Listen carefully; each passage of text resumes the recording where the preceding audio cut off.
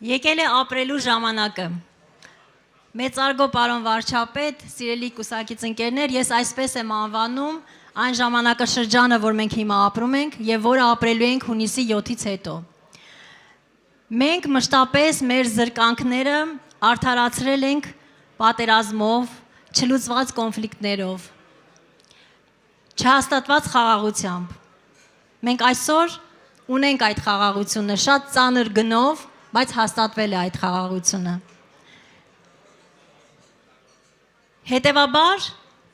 առաջիկա ընտրություններից հետո մենք ել ավելի մեծ եռանդով եւ ուժով պիտի սկսենք կառուցել այն Հայաստանը, որը հնարավորություններ կստեղծի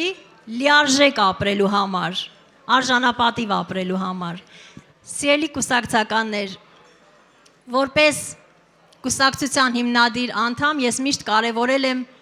մարդու խնդիրները, սոցիալական խնդիրները, մարդու իրավունքները եւ այդպես շարունակել եմ աշխատել ու մինչեւ այսօր այդ ուղղությամբ եմ աշխատում։ Եթե դուք ինձ ընտրել եք այս 50-յակի մեջ, նշանակում է, որ դուք եւս կարևորում եք այդ ոլորտը ու իհարկե նաեւ վստահում եք ինձ, ինչի համար շնորհակալ եմ։ Եվ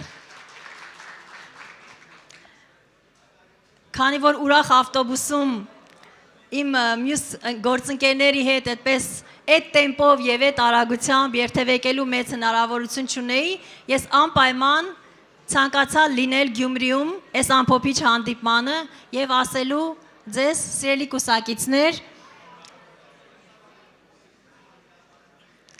կուսակիցներ, դուք մեր թիկունքն եք, մեր թիմի եւ իմ թիկունքն եք, եւ եթե դուք իսկապես կարևորում եք այն աշխատանքը, որը մենք պիտի նաև ընտրություններից հետո անենք, ես վստահ եմ, որ կարևորում եք, որովհետև բազմաթիվ քաղաքացիների հետ եք հանդիպում եւ իրենց հարցերն եք լսում։ Հետևաբար դուք արդեն գիտեք ում ընտրել, ինչպես կատարել ձեր ընտրությունը։ Եվ այստեղ ես նաև ձեզանից ձեր վստահության քվեն եմ խնդրում եւս մեկ անգամ։ Շնորհակալ եմ եւ սիրում եմ բոլորիդ։